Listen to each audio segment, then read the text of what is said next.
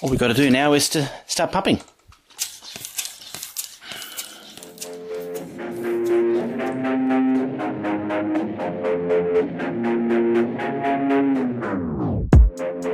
What is going on, everybody? Welcome back to the Fully Inflated Football Podcast. I am your host, Marcus Whitman, and I am super excited to recap Senior Bowl week, the winners and losers from the Senior Bowl, your biggest risers, biggest fallers, if you will. But before we get started here, I want to remind you that this show is brought to you by my Patreon. That is patreon.com/ThatFranchiseGuy, where you can not just support the show, but become a part of it by gaining access to the mailbag to the show. But not just that, as we sit here and talk Senior Bowl, as this show turns more and more into a draft podcast as we approach the NFL draft here. If you want my opinions on every prospect in this class come April, full player profiles, grades, scheme fits, all that stuff, you want to know where I rank these guys, stack them all up, my draft board is available on Patreon, as are exclusive film breakdowns. We currently have 2 film rooms apiece on the top 4 quarterbacks in this class, as well as leading up to the draft. We're going to have 7-round mock drafts for each team. So if all that sounds good, if you just don't want to miss out on all of the TFG draft content, it's going to be over there on patreon.com/ThatFranchiseGuy. I really encourage you guys to go check it out. I think you'll like it. You'll support the show and the channel in the process.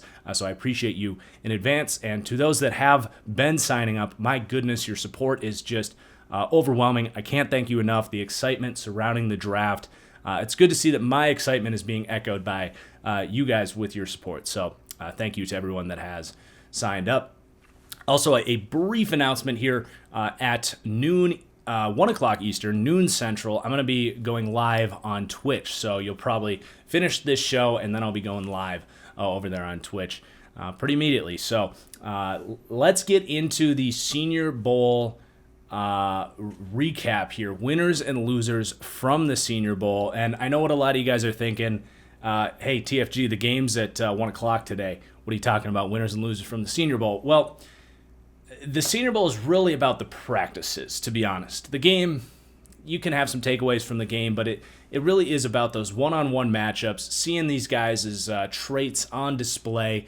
The game itself is very vanilla. You know, the defense can't blitz. The offense has only had a week to work together. The chemistry's not there.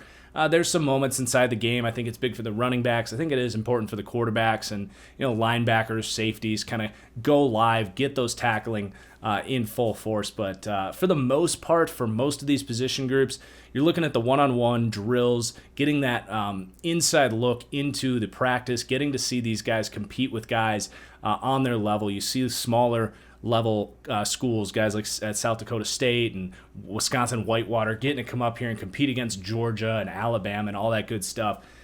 So that's really what the Senior Bowl is all about. And with those media credentials, we're able to go into the film. They share it, and I actually did on my channel here film breakdowns of all the wide receiver corner matchups and all of the O-line, D-line matchups. I actually have a playlist up on YouTube if you want to go check that stuff out. But that's really what the scouts are looking at is practice week. Most scouts, if not every scout in the league, actually goes home on Friday. They don't stay for the game.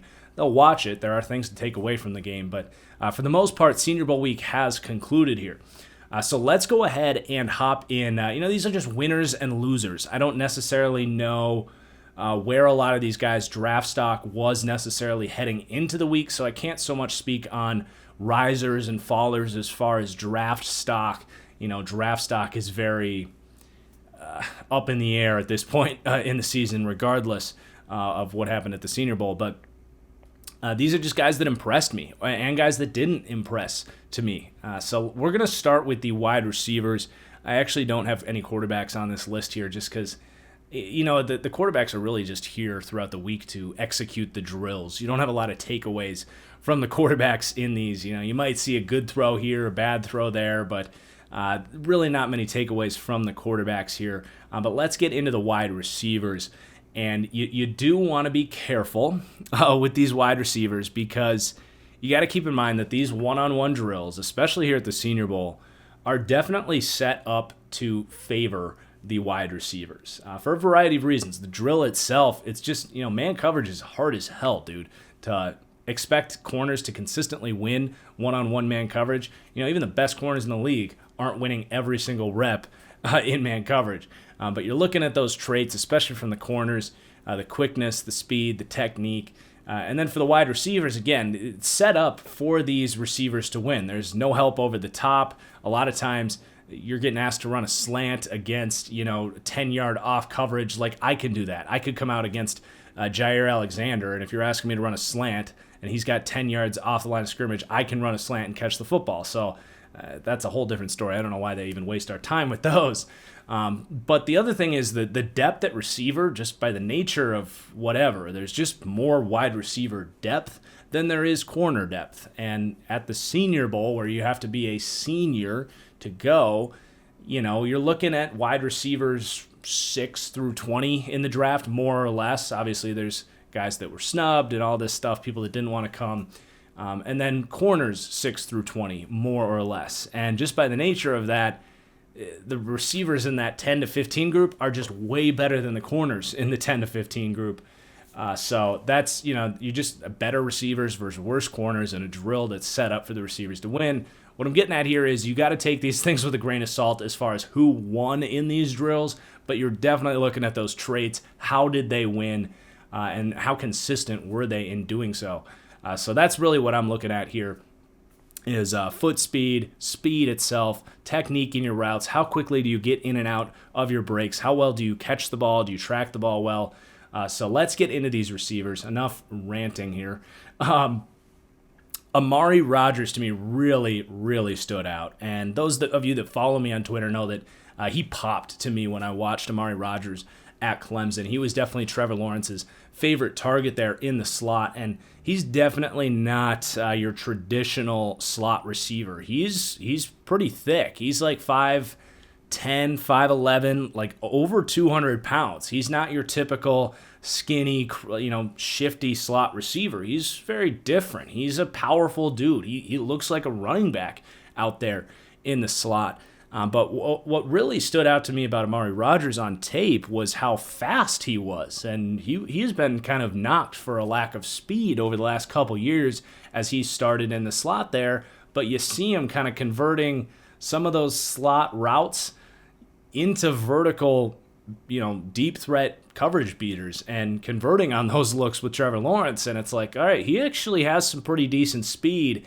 And that really showed up here at the Senior Bowl. He has a rare trait about him that really was consistent and stood out to me time and time again. The first step that he gets away, that first half step of separation, he begins for about the next 3 or 4 or 5 steps to really separate. He accelerates extremely quickly, and he has good top speed, definitely sneaky top speed. So you see it, whether he's getting pressed, and he does have shorter arms. He's not going to have the best release at the next level, but when he does create that just little half step of separation, he explodes out of it, and he gets a few yards of separation pretty quickly against whoever he saw here. And then you saw him use that long speed. Like, slot corners are going to have a really hard time catching up with this guy on those crossing routes, and that's going to be lethal at the next level. He's got good hands. There's another moment in the Senior Bowl here where he elevated for a really tough catch down there in the end zone, which is something he did at Clemson as well. Like I said, those ball skills underrated. So the more I watch Amari Rodgers, the more impressed I am. I still think he's going to be slept on just a little bit because he is that typical slot receiver. I think Devin Duvernay last year fell for a similar variety of reasons. And Amari Rodgers and Devin Duvernay are actually very similar players to me. And Duvernay is a player I really liked last year. We didn't get to see a lot of him for Baltimore this year with Willie Snead in front of him. But yeah, Amari Rodgers to me really stood out. And he's a very unique player. And I think someone's going to get him in the 3rd round or so and be really happy with him as a plug-and-play explosive slot option. And then his Clemson teammate here, Cornell Powell, he was intriguing as well. He's not some day 1, day 2 prospect. He's not someone that you're going to be stoked about if you draft him. but he had some cool traits about him. He's an experienced guy now. He's like 24 years old. He's been there at Clemson. It just didn't really work out for him there. And I do think he came out and got himself into the draft. I don't think a lot of people had a draftable grade on Cornell Powell before the Senior Bowl. If they did, it was certainly 6th, 7th round. But he put on display his traits, which is he's a big-bodied dude. He's well-built, and he has a very quick lower body. Think about Devontae Adams, Keenan Allen, maybe a bit of a lack of deep speed, but certainly a quick lower body. Now, obviously, Cornell Powell has a lot of work to do before he's remotely close to the type of player that Adams and Keenan Allen are. I'm just saying body type-wise, he fit the part. Now, he's a little bit older, but his routes were pretty smooth. Like the way he got in and out of his breaks, he's a tough dude. He does use that strong lower body well. He releases well off the line of scrimmage. Nothing crazy here for Cornell Powell, but this is a big week for guys like him who are fighting to get drafted. It's not all about these top 100 players. I think Powell can step in and be a wide receiver 4, a wide receiver 5, a guy that can do a little bit of everything, can play some slot, will run block, plays special teams, and can step outside, release against press, and do some nice things in the intermediate game. So I liked a lot of the things I saw from Cornell Powell. He just looked very polished, very professional. So I had fun watching him. Now, he was not quite as good in the red zone as I had hoped. I really wanted to see him use that big frame to be more physical in the red zone, and it didn't really show up down there. But definitely a good week for Cornell Powell out of Clemson, who's had probably what he would describe as a disappointing career at Clemson.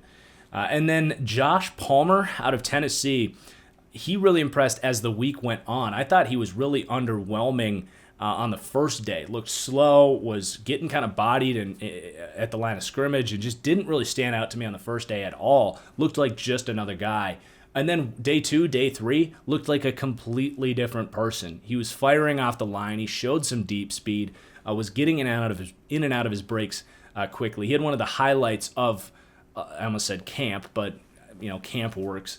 But he had one of the highlights of the practices where he was running a corner route, and just a quick, standard corner route where he fakes the post, runs the corner, and the cornerback behind him just, he broke his ankle. So it was one of the highlights of camp. So he really impressed on day 2, day 3 as a kind of do-it-all average receiver, similar to Cornell Powell. Probably not a guy you're taking in the top 4 rounds of the draft, but someone that can come in, compete for a roster spot, and if you need someone to play in a pinch, can do so.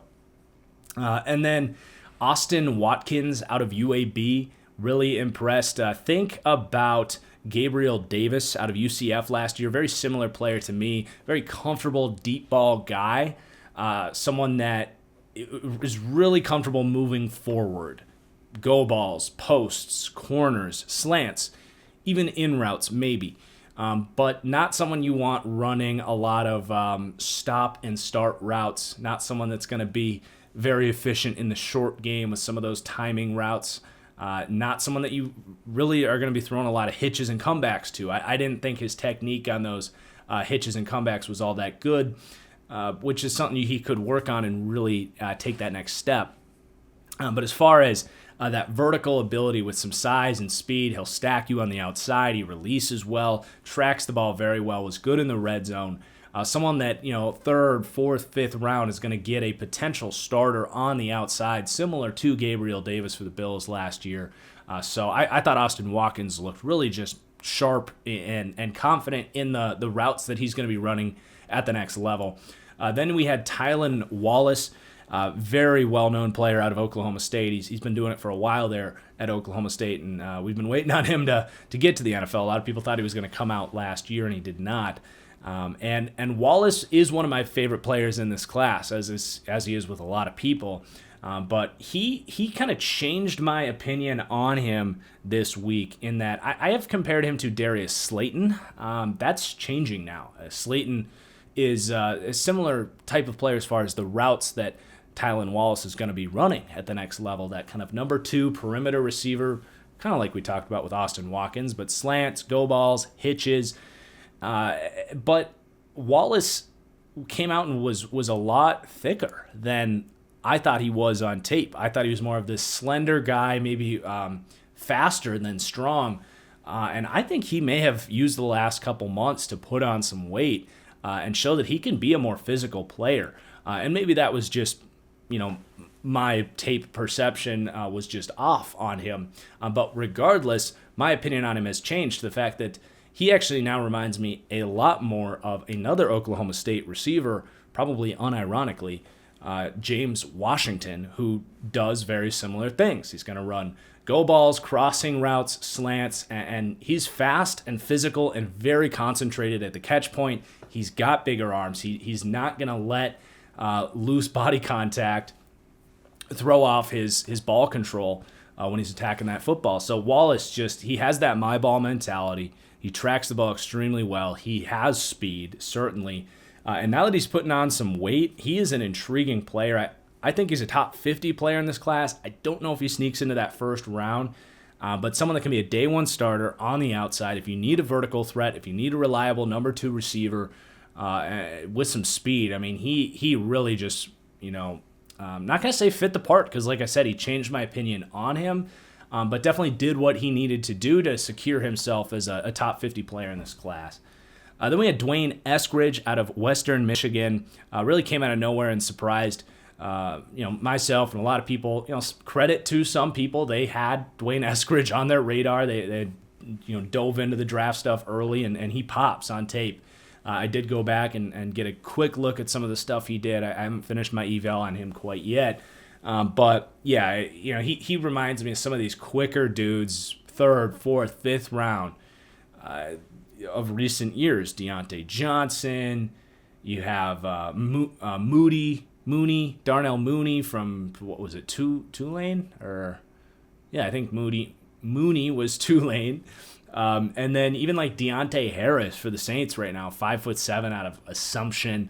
That's Eskridge's prototype. I think T.Y. Hilton as well. These really quick, fast, smaller receivers. He's maybe 5'9". He might be 5'8". But that speed, that separation ability just translated in these drills as you would expect. So he definitely stood out as just a really smooth route runner. Now his hands are going to be a question mark, but smooth route runner, can go vertical. And definitely separate in the short to intermediate game. And he stood out just as, players like that are designed to look good in these one-on-one drills. And then an interesting player here that really stole the show, Demetric Felton, a running back receiver hybrid out of UCLA. Now, he has not found a role in college, but you're projecting him at the next level to be used in a more creative role as I would say kind of like a Curtis Samuel in some ways, maybe Deebo Samuel, but maybe a little bit of running back in there, but slot receiver, manufacture touches for him, find creative ways to get the ball in his hands, but he is a really nice route runner. I would say kind of like Christian McCaffrey-esque when he kind of lined up out there in the slot, like he was just shaking dudes left and right. He ran, he was lined up on the outside against Thomas Graham, who's a slot corner, who's really good. We're going to talk about him. And he ran a double move on a go ball. And just his route running was stunning for a guy that played mostly running back at UCLA. Now he's 23, 24 years old. He's up there in age. But someone you're looking at 3rd, 4th, 5th round is someone that you can plug in, separate right away. A lot of people are comparing him to Nyheim Hines as well. That's fair. But yeah, just that sort of mismatch problem as a hybrid player that I think could actually start in the slot straight up if you asked him to do that. But yeah, he was really cool to watch. And then one more guy here, Cade Johnson out of South Dakota State. Similar narrative to like Cornell Powell, Josh Palmer we talked about earlier. Not going to wow you with anything. He's not particularly fast. He has a good release, good quickness, good route running, and he showed really good hands here at camp. But just solid player. He made plays every single time they threw the ball his way. And when you see a guy from South Dakota State, you just want to see him come here, look the part, compete. He totally did that. I think he definitely bought himself his way into the draft, round 5, round 6, most likely. Maybe he sneaks into round 4, it's kind of unlikely to me. We'll see how he tests. But yeah, the dude just made plays. He was steady all week, and not a single trait that you saw that was like, wow, he gets out of his cuts extremely quick. Oh my God, he's super fast. His release is outstanding. He's not big. He's not, all these traits you look for. He didn't have the traits, but dude he was a football player, and he made a bunch of plays this week. And then I will mention Kadarius Toney because I like Kadarius Toney, as does everyone else. People are raving about Toney on Twitter, as they should have been. I would say I expected him to be dominant in these drills, and he was really good. If anything, he underwhelmed slightly. There was a couple drops in there. There's a couple moments where his route running just, was a little bit too much with the jukes that he does. You're going to be a little more critical with Toney, who is the highest regarded receiver out here. But there's people mocking him in the top 20. I like Kadarius Toney. I'm not trying to shred the dude. His movement skills were on display, and he won the majority of his reps. So he's in there with the positive notes. But I will say I'm definitely still a little bit lower on Toney. I don't think he proved to have dominant long speed in any of these drills, which is a knock for me. I think he's a much better short to intermediate guy than he is a long speed guy. So I'm not quite on the top 20 hype for Kadarius Toney. He definitely looked good in these drills. He looked exactly like I expected him to.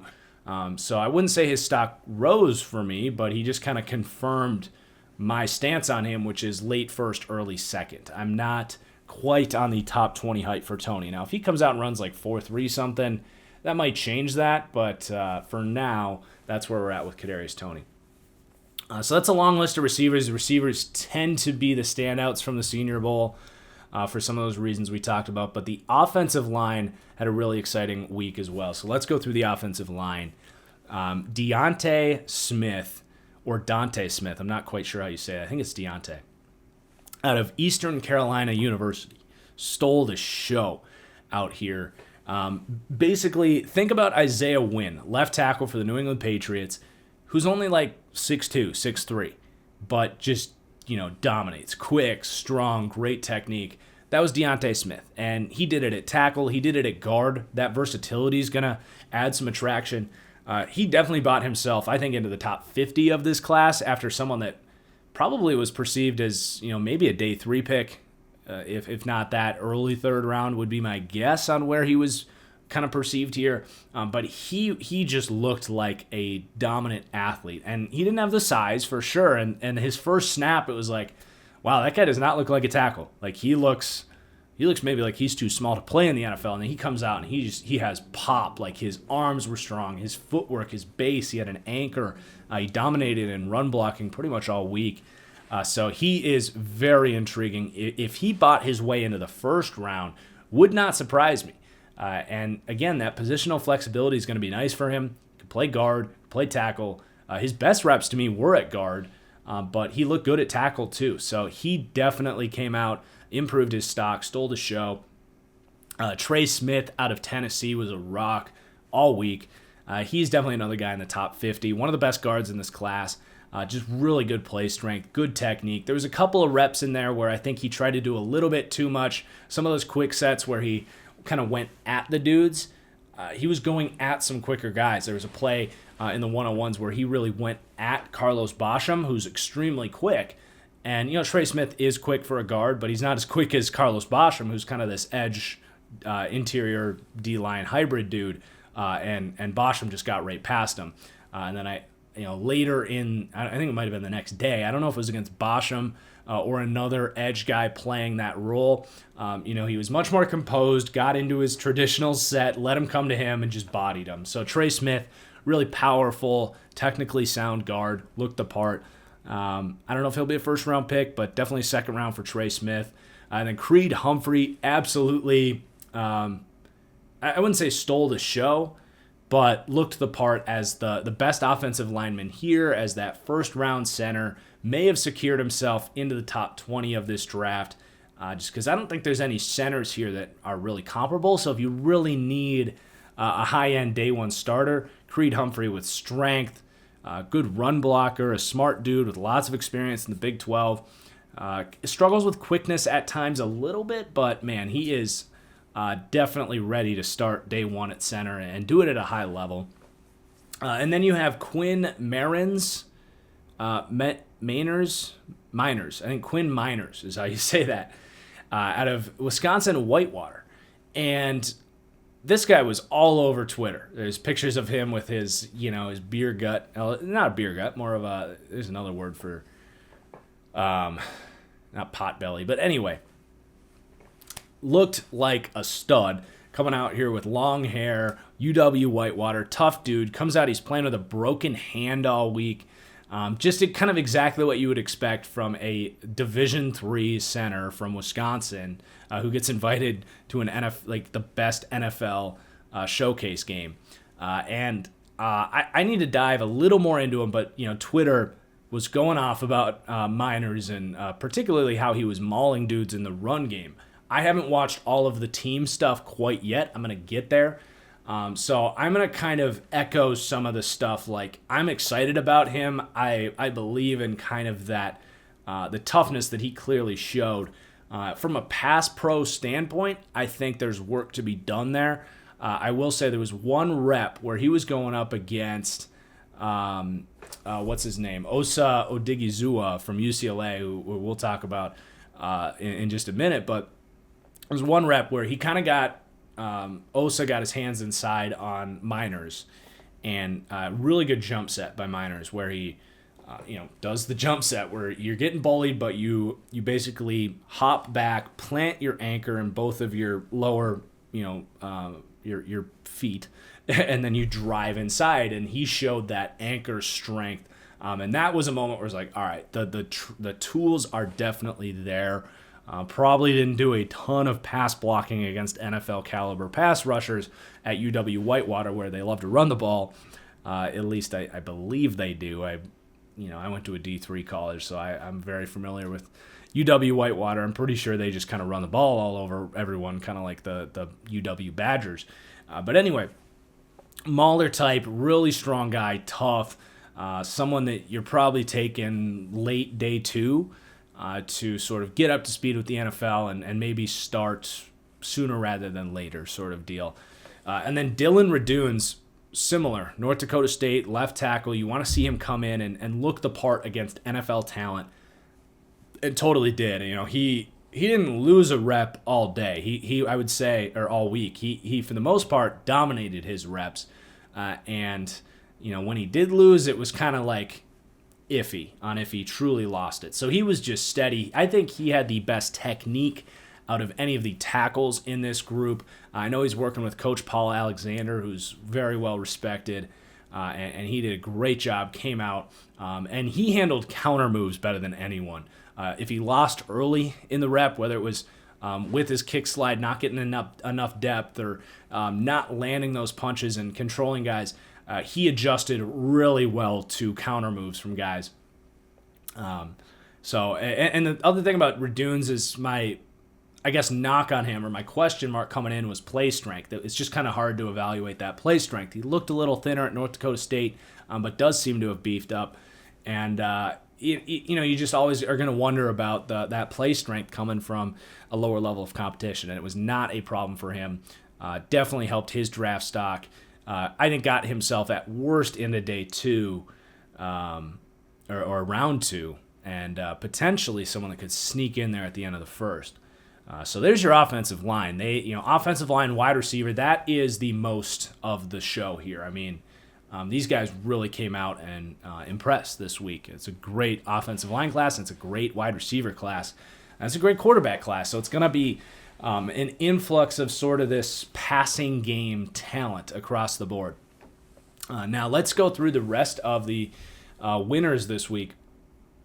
So the running backs, it's hard to truly impress during practices. These guys will get a chance during the actual game to stand out because really the running backs are doing pass catching drills, and when they do team, it's not full go. It's you don't really get to see how well they break arm tackles and all that stuff. So it's not a full eval on these running backs, but just from the receiving game standpoint, I do have some takeaways. So the winners to me, Chris Evans looked extremely quick out of Michigan. He, to me, had the smoothest route running other than Demetric Felton, who is kind of this running back receiver hybrid. But Chris Evans looks to me like, that 5th, 6th round. Not quite Tariq Cohen as far as the quickness. And I think Evans is probably a little bigger than Cohen, but similar idea of that, day 3 receiving back type, really sharp route runner with some long speed. So he impressed. And then Khalil Herbert, same idea out of Virginia Tech. He did have some drops though, so I don't know if those followed him at Virginia Tech or not, but same thing. He looked really quick, really explosive, smooth route runner. Those are the 2 backs that stood out to me in the receiving drills. And then just a shout out to Ben Mason, the fullback out of Michigan as well.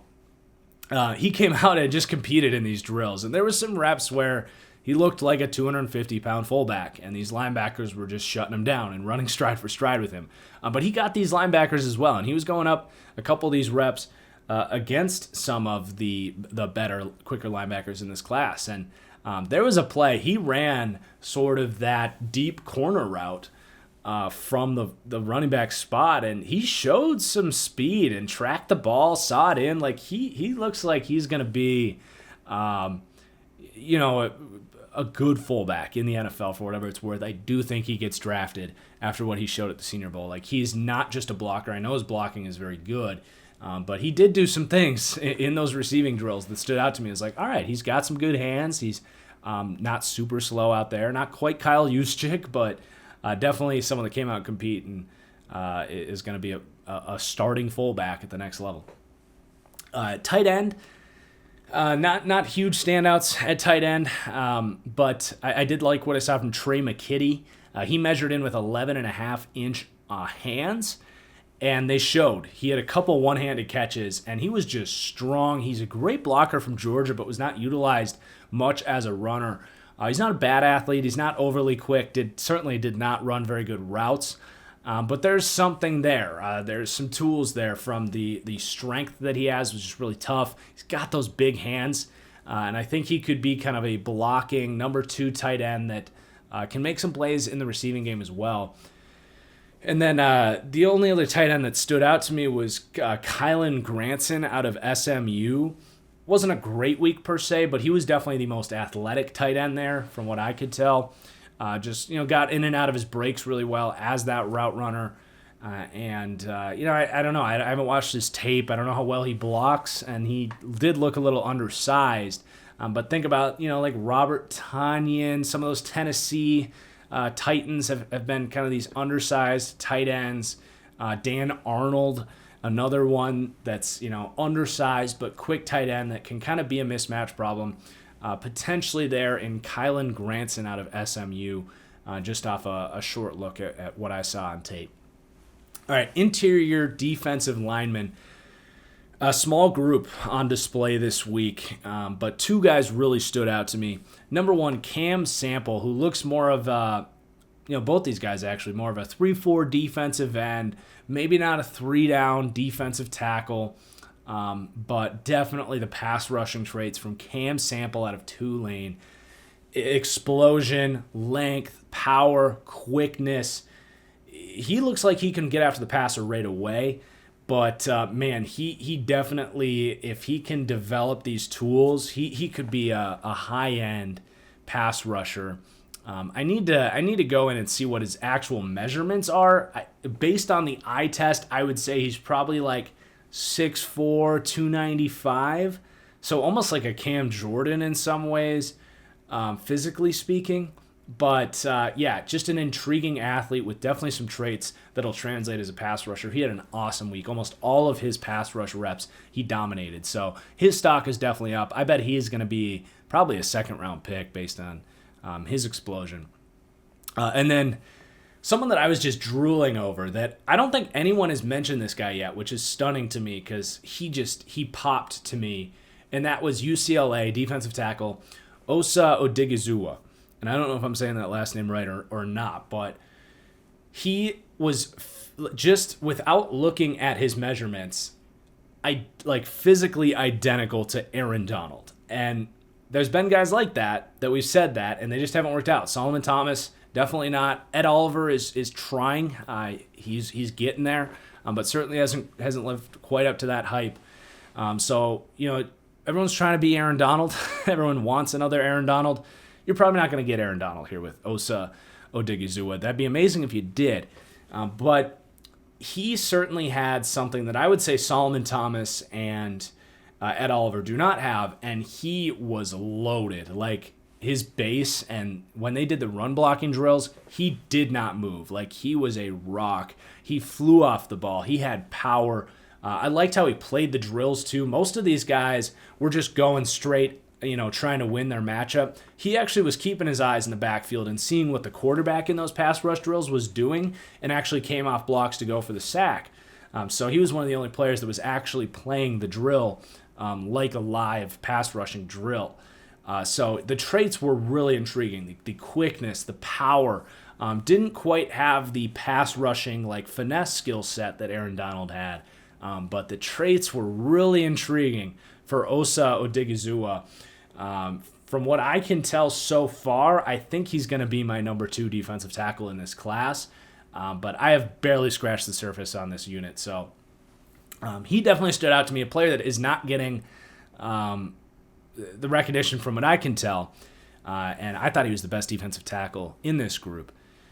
And then on the edge, we got 5 names here. So Carlos Basham looked every bit like he did on tape, which is really quick for a big-bodied dude. The most polished pass rusher in this class, I would say, is Carlos Basham. But, not a super fast player. A decent, there's a bunch of different comparisons for him. I've heard AJ Epinesa. I think that Clelin Ferrell is a decent comp. Another one could be Derek Barnett for the Philadelphia Eagles.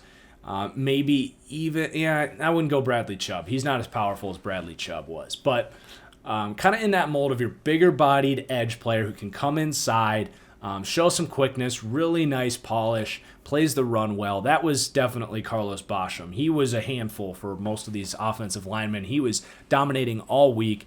And just that quickness on display, the counter moves on display, the pass rush plan on display. Very few college prospects come out with the tool belt that he has as a pass rusher. Can win on the edge, can win on the interior. Might lack the traits to be an elite pass rusher. But if you need a day one impact, if you need someone to fill out your starting lineup, whether as a number 2 edge rusher or maybe you have a nose tackle that you want to take off the field and get a complimentary number 2 interior rusher for third downs, that's going to be Carlos Basham. Love him in a 4-3 scheme, just as that 4-3 defensive end that can kick inside.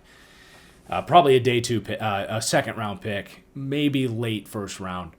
But yeah, then Quincy Roche was every bit as advertised with that speed and explosiveness off the edge. If you want a speed rusher, he's your guy in this class.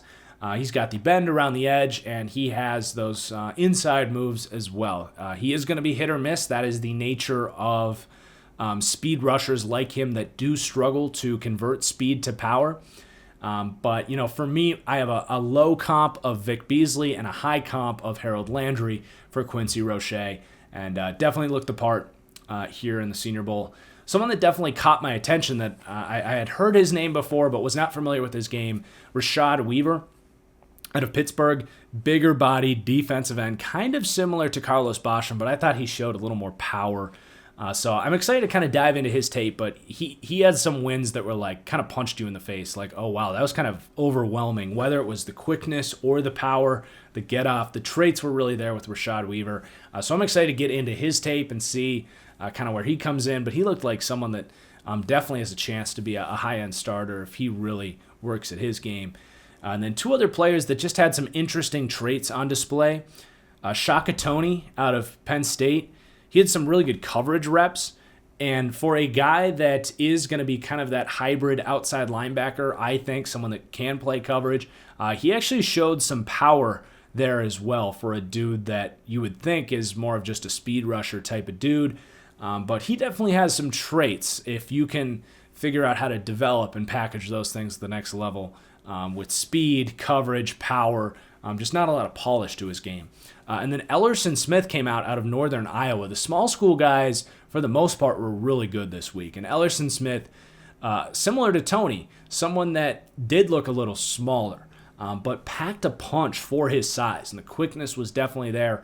He did seem to have some pass rushes to his game. So someone definitely, I think, that got himself into the draftable conversation out of Northern Iowa.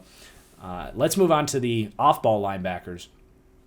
So definitely the most athletic linebacker in this group was KJ Britt out of Auburn. I mean, he was really the only one that really stood out as like, he's going to have those coverage physical tools at the next level. Someone can man guys up at that linebacker spot. Pretty much everyone else had question marks as far as that question was concerned.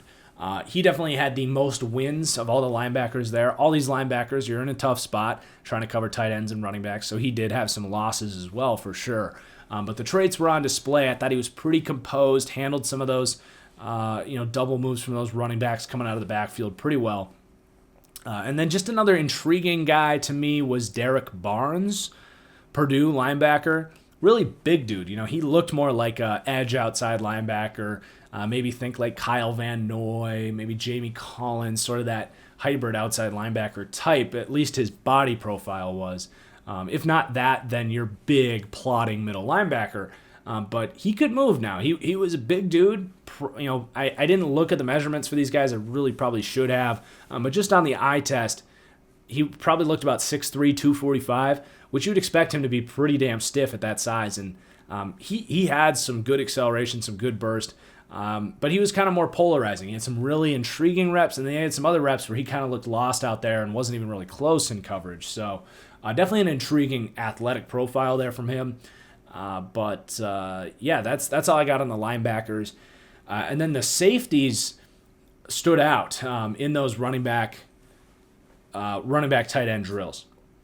And a couple of these guys, really one of them, I might struggle with this name, but Hamza, is it just Amsa? I don't know if the H is silent, but Hamza Nasirul, I want to get this right, Nasir Real Dean, I think. But anyway, lengthy safety out of Florida State, 6'3", maybe even 6'4", really struggled in the wide receiver corner drills. They were asking him to play like press man coverage, which is not his game. He is a box safety. He's going to be more of a linebacker than he is a corner. So to ask him to go up against Amari Rodgers and Kadarius Toney, it's just not really fair to him. That's not how you want to use him at the next level, and that was very clear in those drills. But the second he got up against tight ends, he was kicking ass. He had the most consistent. If you just take him in those drills against the tight ends and ignore what he did against the receivers, he had the most consistent week. But he was very concerning in those things against the receivers, so you got to balance that. But he was locked down against these tight ends. He had a really impressive week in that matchup. So maybe even as like a weak side linebacker, kind of, think of your Telvin Smith, Foyesada Luakun, kind of in that role where he is playing a lot of weak side linebacker, and I don't think his thumping is all that good, but he definitely showed up for those tight end drills, and he was just walking those tight ends down the field. Like he looked really comfortable doing that. But yeah, again, against those receivers was a lot harder for him with some of those quick cutting ability of those guys. And then Tyree Gillespie. Now I think this is Brett Coleman's dude. Shout out to Brett. Said that Tyree was a guy that stood out to him when he was watching Nick Bolton out of Missouri. And I only saw a couple reps from him. I don't know what was going on. I only saw one or two snaps from him in these drills. But those two snaps, they were incredible. He had a pick in one of them where he showed the burst. He looks like a guy that's probably can play some free safety. From what I've heard is he has those good zone route recognition kind of free safety abilities. He's got the range, the athleticism on display here. But think, Anthony Harris, Eddie Jackson, Jesse Bates, like some of these free safeties, they come down and they'll man up tight ends and do a good job of doing that as well. And Gillespie definitely put those traits on display. And then a player that I've liked throughout the season, going back to last year, I did a lot of LSU games for PFF last year, and Jacoby Stevens was really intriguing to me, who's this safety, edge, outside linebacker, free safety, strong safety hybrid. He literally played every position on the second level of the defense and played, he played corner and free safety as well. So a do-it-all defensive back, and had some polarizing reps. There was some times where his technique was definitely off, got a little antsy, trying to cover these running backs out of the backfield, but the movement skills were very clear. And he's a bigger guy. He's 6'2", 220 pounds. So he could be a weak side linebacker, a strong safety, kind of one of these hybrid defenders for the modern game. And if utilized correctly and coached correctly, Jacoby Stevens, absolutely, third, fourth, fifth round, wherever he ends up going, can absolutely be a player here. So those were the safeties that stood out to me. And then the corners, again, really tough week for these corners. They're coming out here and they know that they're going to lose, like probably at least 50% of their snaps. So to come out and compete and to just get some wins in there, if you're winning, 25, 30, 40% of your drills here, you're doing a damn good job. So keep that in mind with these corners. If you saw something else and you said, oh, I saw that guy get absolutely obliterated.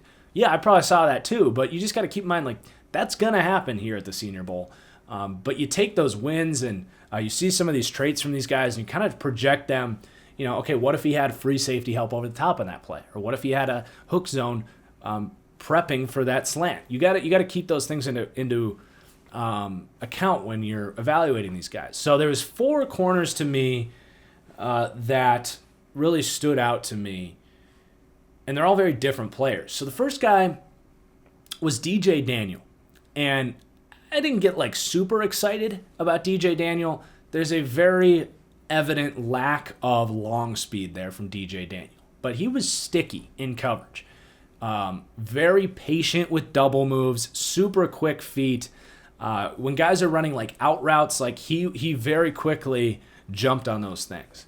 And I don't think he'll ever be a starting perimeter player. If he is, it's going to be as a cover 4, off corner, off ball corner. That lack of long speed would show up in a man-heavy scheme on the outside, going against some of the speedier receivers, or in a press cover 3 scheme where he's up in guys' face. I think if he's going to start on the perimeter at the next level, it would be, think of Casey Hayward playing a lot of off cover 3, cover 4 as a super high comp, maybe Darius Williams doing that for the Rams. But really good quickness, good technique. Someone that seemed like a very smart player. He was competitive. He was talking trash, which I always love to see. And just a unique player. He actually ended up getting measured close to 5'11", listed at 6'1" at Georgia. I always like to reduce 1 inch on those player profiles. But 5'11", 6 foot, quick dude, lacks some long speed. My comp for him right now is kind of an under the radar player, Nick Needham. A corner out of was one of the Dakota schools. But anyway, he plays for Miami in a man-heavy scheme, and they utilize him well in the slot, and they don't put him in a position where that long speed gets exposed. But very similar, DJ Daniel, to Nick Needham, in my opinion, who's proved to be a valuable asset for a really good secondary. So some traits there that, if used correctly, can definitely show up. Probably still a 5th, 6th round pick though for DJ Daniel, because I don't think he'll run well. He could run a 4.6, and it wouldn't really surprise me. Then we had Rodarius Williams, who I later found out is Greedy Williams' brother. Interesting player here, long and strong corner. Think do you remember, what was it, Brandon Browner? Was that his name? For the Seattle cover 3 corner for the Legion of Boom. Looked like him, beefy, long corner, but decent quickness for that, all things considered at that size. But if you're still running that classic cover 3 scheme, I'm looking at Dallas, Seattle, Maybe he ends up being Trey Flowers at the next level where he just isn't quick enough. But, that's kind of where I'm picturing him because his press was good. That length showed. He was composed. Definitely an intriguing player as a third, fourth round pick for a team that's still running that cover 3 press scheme where you're keeping him on the outside and giving him safety help over the top. And then Thomas Graham really stood out to me. This is one of the few corners here that I knew who he was coming in. He's had some hype. He's been kind of this, first to third round prospect that just never really blew up over the last couple of years. But a slot corner here, maybe a strong safety, but probably a slot corner. He was just extremely sticky all week. His technique was phenomenal. And again, lacked some of that long speed. You saw when he had to go vertical 20 plus yards, he was getting beat, but he was really composed in those moments too. There was a play where he did get beat over the top by, might have been Des Fitzpatrick, I think. And that might have even been in the red zone. But he did get beat from behind, but knew that the fade was coming. It was definitely a red zone. I think it was Des Fitzpatrick. But he knew the fade was coming, and he just had really good composure to not grab, to not cheat, but just say, all right, I'm beat here, but I see that this fade is coming. The receiver's starting to turn around, and he perfectly timed. He just watched he watched the receiver's hands, and the second he saw that ball, he punched up at it, and really strong hands from, I think it was Fitzpatrick, the receiver on that one, to secure the catch. But just great technique. Even when he got beat from Thomas Graham, just composed, solid, quick, day one starter in the slot for me. Probably the number one slot corner in this class. Someone I would take definitely day 2, early day 3. Similar to who was the UCLA guy last year? Oh, man. Name's escaping me right now. But anyway, I really liked him, and the Giants ended up with him. I can't think of his name right now, but very similar to him from last year. All right, and then definitely the most impressive corner from the week was someone I was not aware of, but Trey Brown out of Oklahoma. Man, he was by far the best corner. I mean, he looked like your shutdown man corner out there. He had 2 interceptions out there, which is just unheard of. You don't see guys getting, let alone pass deflections, multiple pass deflections out here, let alone 2 interceptions. They were great plays on the ball. Ultra quick dude. His technique was sound. He showed some of that long speed, unlike these other 3 guys we talked about. I mean, man, Trey Brown, if he tests well, he may have bought his ticket. God, I don't know where he was projected before, but certainly not anywhere in the first 100 picks. I don't know if this performance was enough to get him into the first round. I mean, he'd have to run like a 4.3 to get into the first round, somewhere in the 4.3s. I think he's probably, got 4.4 speed. Worst case, he runs like 4.5. But yeah, I mean, his quickness was outstanding.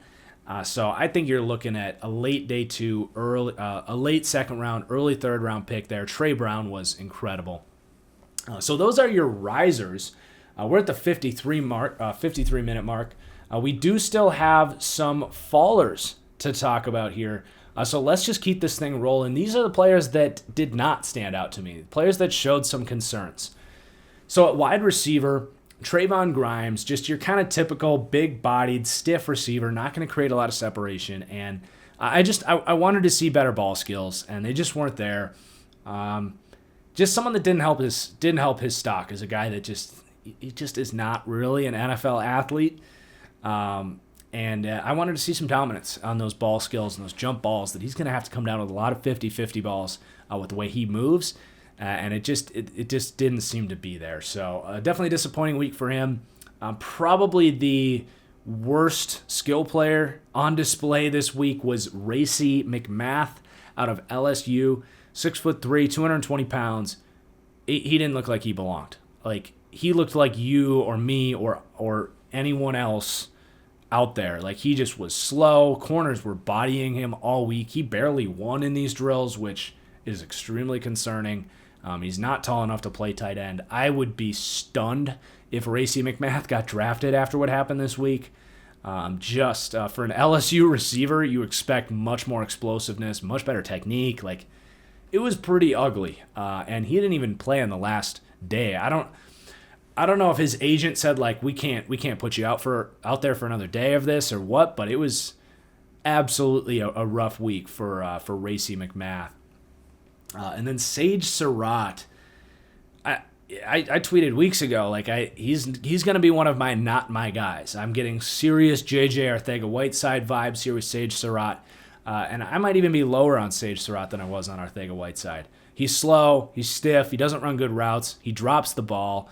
His ball skills are good, he's concentrated, he's tough, but I just don't see what his role is in the NFL. He's not fast enough to play on the perimeter. He's not quick enough to play on the inside. He drops the ball. I have very little desire to draft a Sage Surratt. Like, I'll have a 6th to 7th round grade on him, just because, maybe someone wants that physical, big body dude and just hopes that something starts to click after he did not play this year. But or did he? Yeah, no, he opted out. But I don't see it with Sage Surratt. I really don't. He's a guy that people are talking about as a 2nd, 3rd, 4th round pick. To me, he just screams, N'Keal Harry, J.J. Arcega-Whiteside. Like, why draft a player like this? In the modern game, there's just no room for a guy that can't separate. And then on the offensive line, there was some discouraging performances. Jack Anderson, a well-regarded pass protector out of Texas Tech, consistently struggled to bring his feet with him, and he really struggled this week. Definitely eye-opening. His upper body's really strong. He's not a lost cause. He's someone you draft, but his footwork needs to be completely redone. Was definitely concerning. Alex Leatherwood, he's an interesting player. Definitely someone that's been mocked in the 1st round. I currently have a late 2nd, early 3rd round grade on Alex Leatherwood, and I'm not convinced that he shouldn't play guard at the next level. I'm really worried about his foot speed at tackle, and it showed up. His technique and his foot speed, it's just not there. He's not a day 1 starter at tackle. He's a strong dude. He's a good run blocker. He's a strong dude. There was some good reps where when his feet were there, he could latch on. He showed some of that anchor. He's not a lost cause at tackle, hence why I have a 2nd or 3rd round grade on him. But I'm definitely lower on him. And the first 2 days for Alex Leatherwood were really bad. Guys were running around him. He was leaning. He was getting way too aggressive and not having patience and trusting his technique. It was a rough first couple days for Leatherwood. And then on day 3, he settled in, was much better. But even on day 3, there was a rep where I'm trying to recall what happened, but I know there was one very concerning rep as far as his footwork. I'm sorry, I can't recall exactly the specifics and who he was going against. But, yeah, not a great week for Alex Leatherwood, who I thought had to show a lot to kind of get himself into the 1st round.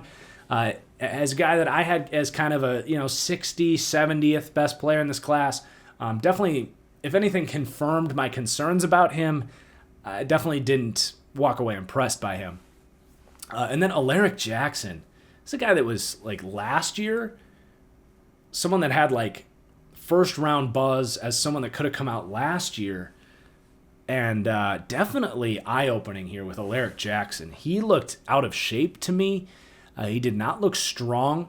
He's got quickness. He's got a thinner lower body, and he's got some quickness in there. He's a good athlete, but he looked to me like someone that might have a better chance losing weight and playing tight end than actually coming out and being a good offensive lineman at the next level. His play strength was miserable. He was getting bullied all week. He slid into guard and had some moments, but he's got to flip a switch because his technique's a problem and his physical nature. Like, he looks lackluster and out of shape. Definitely concerned by what I saw from Alaric Jackson out of Iowa. But again, another player that his 3rd day was much better than his first 2 days. So him and Leatherwood, and a 3rd player here with the same exact thing where the first 2 days were really rough and the 3rd day was much better. And this is James Hudson, a left tackle out of Cincy.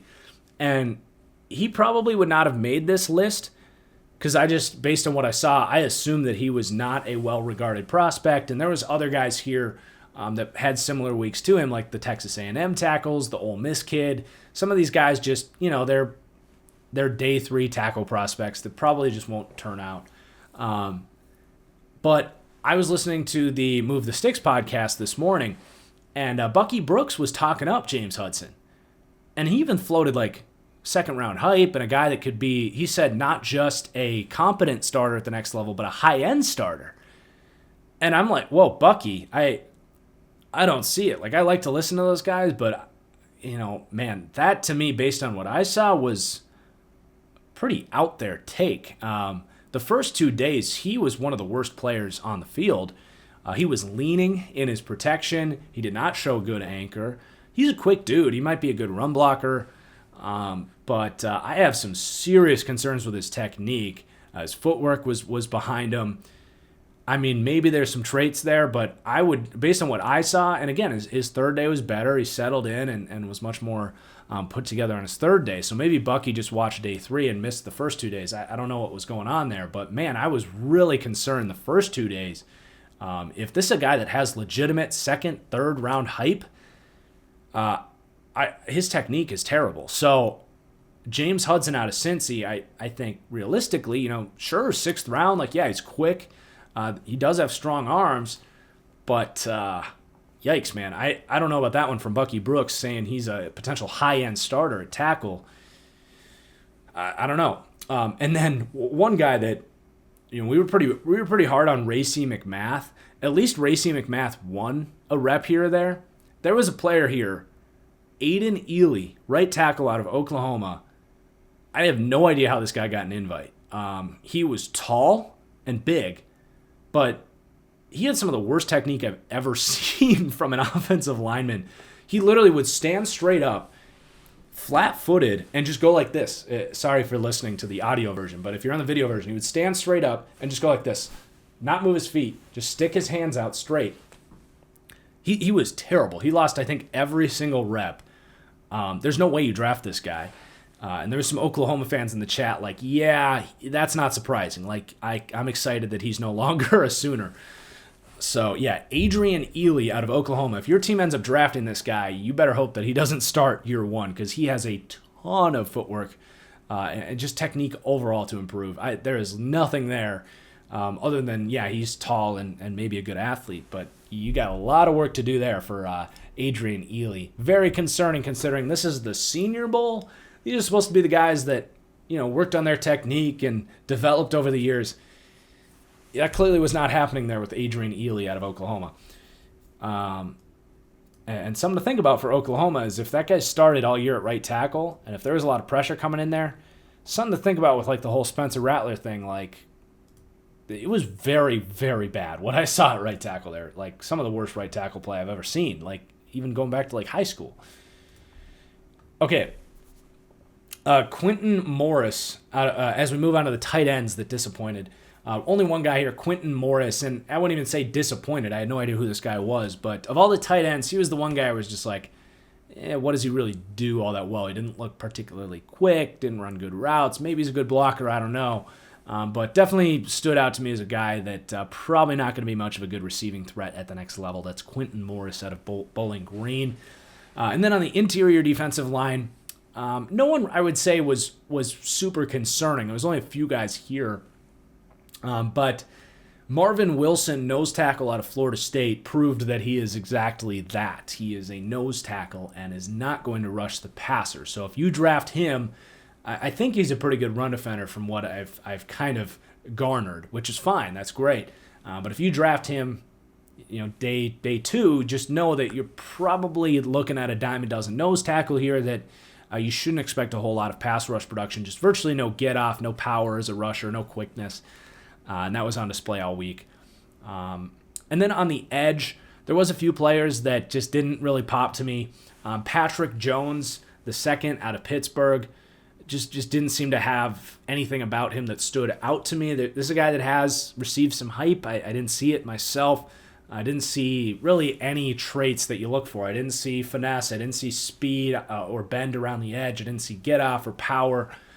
So I didn't really see it there with Patrick Jones. Jonathan Cooper out of Ohio State. Interesting.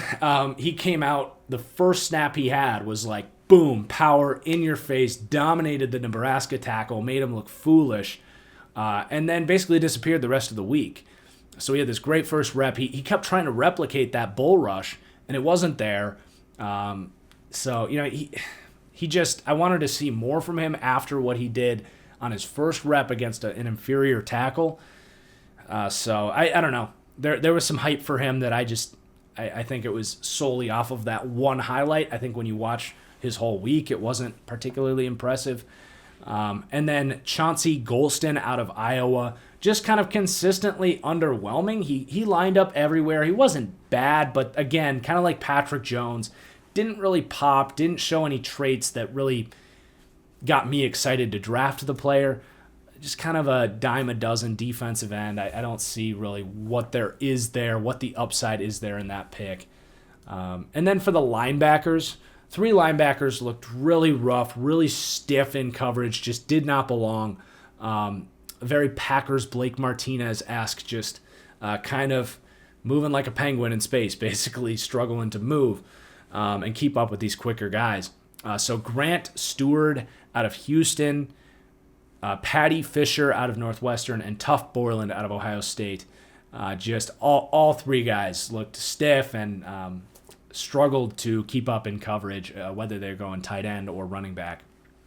So you better hope they're elite run defenders if you're going to draft those players. And you definitely want them off the field on third down. Then for the safety group, one guy had a really rough week, and that was Trey Norwood out of Oklahoma. Just a miserable week for him. I think he lost, similar to his Oklahoma counterpart at tackle, lost every single matchup. For a safety who looked undersized and slow and lost, I don't know what there is there in Trey Norwood. And he is another player. It's like, why would you draft him unless his tape is incredible and he has these like really great game instincts that I don't know about? I don't see it with Trey Norwood. Maybe he's a better player than I'm giving him credit for, but every single time he was out there, he was really getting obliterated out there. And then the other corners here that disappointed, I have Ifeatu Melifonwu. Definitely a disappointing week for me. He was probably the highest regarded corner in attendance here, other than maybe Thomas Graham, who's a slot guy.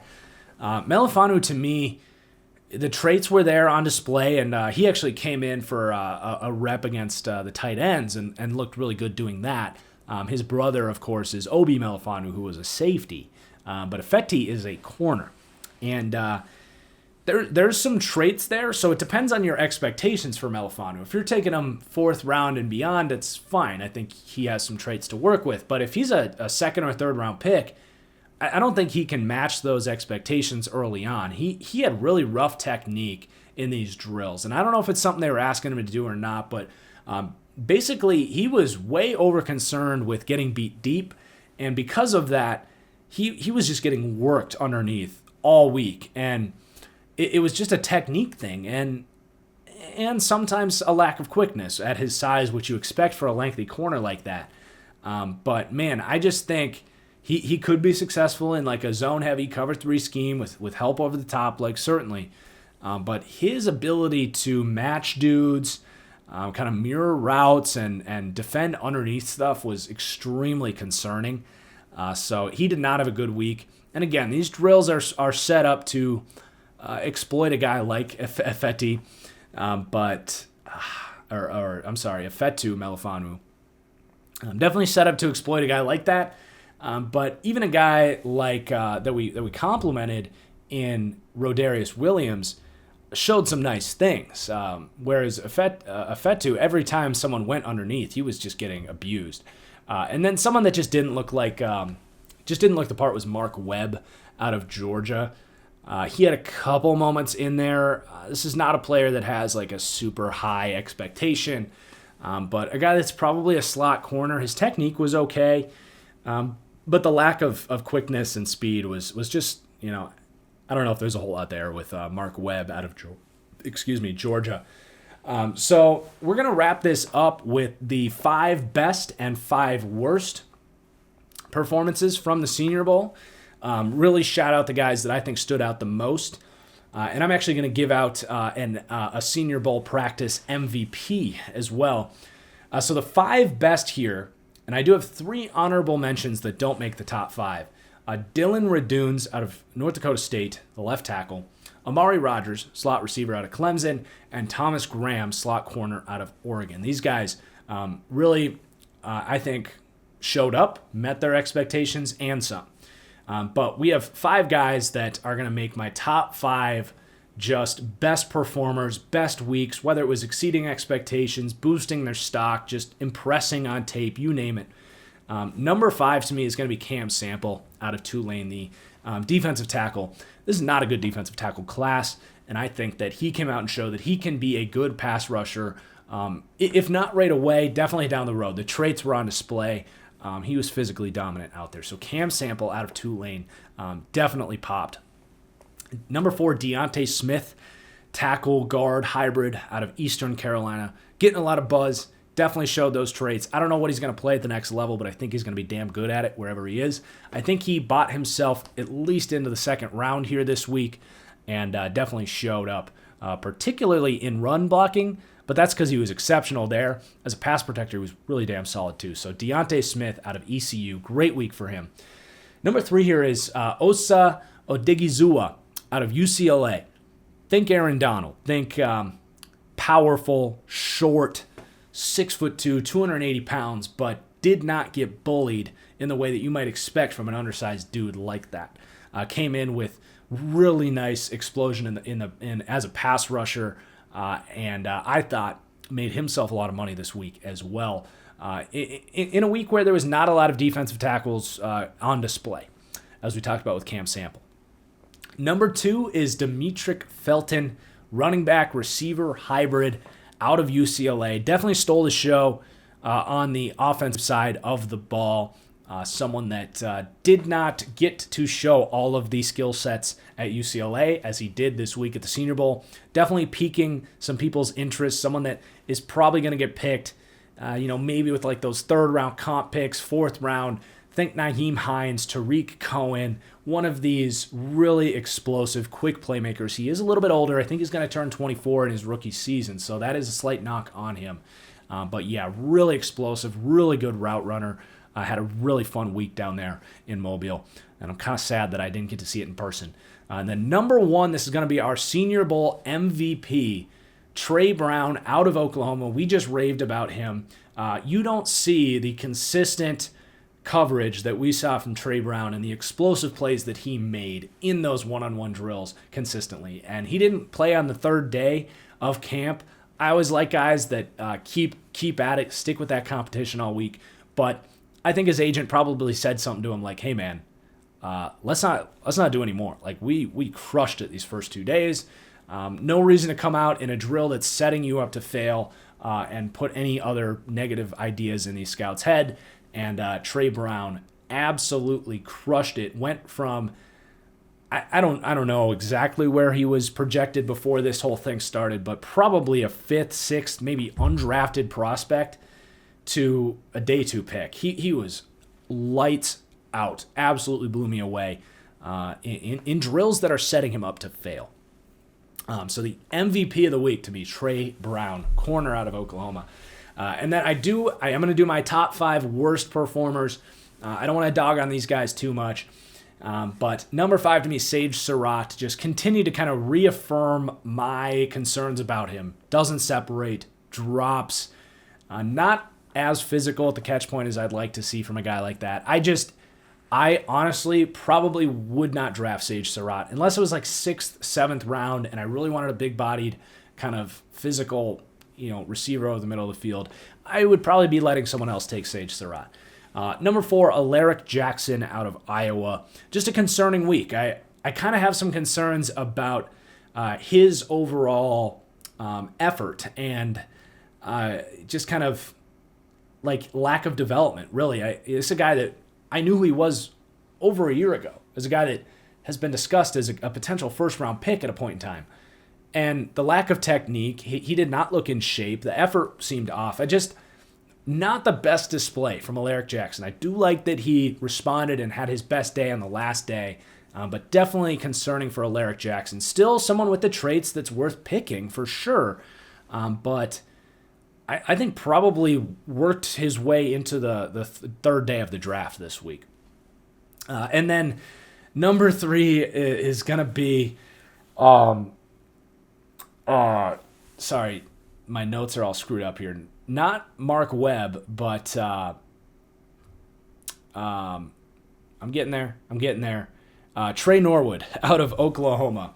Mark Webb was an honorable mention, a late scratch here for the worst performance, but got a bump. Kevin Norwood, did I say that name wrong again?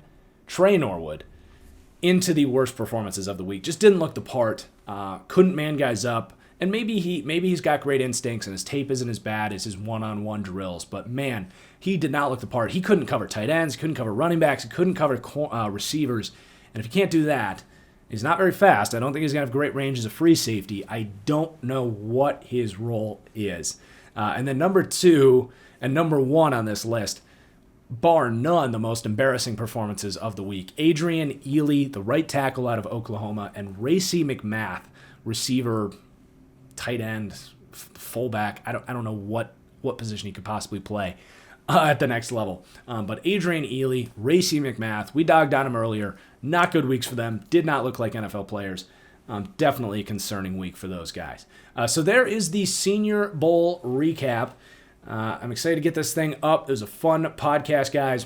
We're going to probably do some Super Bowl prep next week, start talking about some more prospect evaluations next week. Hoping to get my top 10 quarterbacks video up next week as well.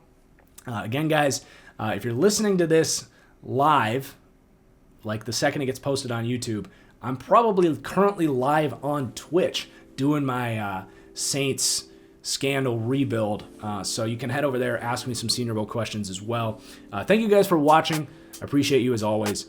Leave a review, hit that like button, all that good stuff. Cheers, and we'll see you for the next one. Peace out.